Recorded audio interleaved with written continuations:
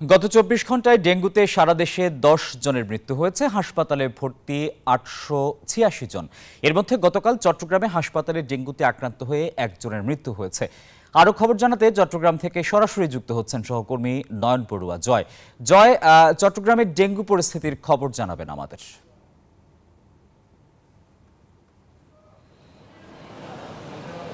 ধন্যবাদ আসিফ টিপু আপনাকে। আপনি চট্টগ্রামের যে ডেঙ্গু মেডিকেলের যে ওয়ার্ড আছে সেই ওয়ার্ডে এসেছি। রোগীর সংখ্যা কিন্তু অনেকটা বাড়তে শুরু করেছে। সবচেয়ে বেশি গ্রামের ডেঙ্গু আক্রান্ত হয়ে এখানে চট্টগ্রাম মেডিকেলে ভর্তি। আমরা দেখছি বাঁশখালী সহ বিভিন্ন জায়গায় আক্রান্ত হচ্ছে, রোগীরা আসতে শুরু করেছে। এখানে চিকিৎসক যারা আছে তারা চেষ্টা চালিয়ে যাচ্ছেন। আমরা দেখছি তবুও কিন্তু দেখা যাচ্ছে গতকালও এক নারীর মৃত্যু হয়েছে। এই পর্যন্ত ২১ জন নারীর মৃত্যু হয়েছে। তো সব মিলিয়ে কিন্তু আমরা দেখছি এখানে ৪১ জনের মৃত্যু হয়েছে বলে আমরা জানতে পেরেছি। আমরা একটু কথা বলতে চাচ্ছি। আমার পাশে আছেন ডেঙ্গু বিশেষজ্ঞ আছেন নূর মোহাম্মদ। আমরা একটু জানতে চাচ্ছি কেন আবারও কিন্তু আসলে ডেঙ্গু হানা দিচ্ছে। আচ্ছা, ধন্যবাদ। ডেঙ্গু হানা দিচ্ছে ব্যাপারটা ওরকম নয়।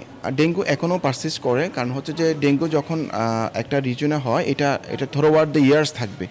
তো সংখ্যার দিক দিয়ে যেটা মানে আপনার যে ফ্রিকোয়েন্সি অফ দ্য বা নাম্বারিং ওইটা কিছুটা কম হলো, তবে আমরা দেখতে পাচ্ছি যে এখনও রুগী আমরা কন্টিনিউয়াসলি রুগী এখানে ভর্তি হচ্ছে। যে পরিমাণ রুগী আমরা পাচ্ছি, দেখা যাচ্ছে যে এটা আমাদের পেরিফেরি থেকে রুগীরা আসা শুরু করতেছে, বিশেষ করে খারাপ পেশেন্টসগুলা। তো গত বছর আমরা যেগুলো দেখতে পেয়েছিলাম সেটা হলো যে পেরিফেরিতে রুগীগুলো ভালো হয়ে যেত, কিন্তু এবার দেখা যাচ্ছে যে ভালো হওয়ার সাথে সাথে কিছু খারাপ রুগীগুলো থেকে যাচ্ছে। সেই খারাপ রুগীগুলো যখন টারশিয়ারি হসপিটাল আসে, আমাদের এখানে বার্ডেনটা একটু বেশি হচ্ছে। তো সেদিক থেকে সংখ্যার দিক থেকে এখনও আমরা ডেঙ্গু রোগীগুলো পাচ্ছি।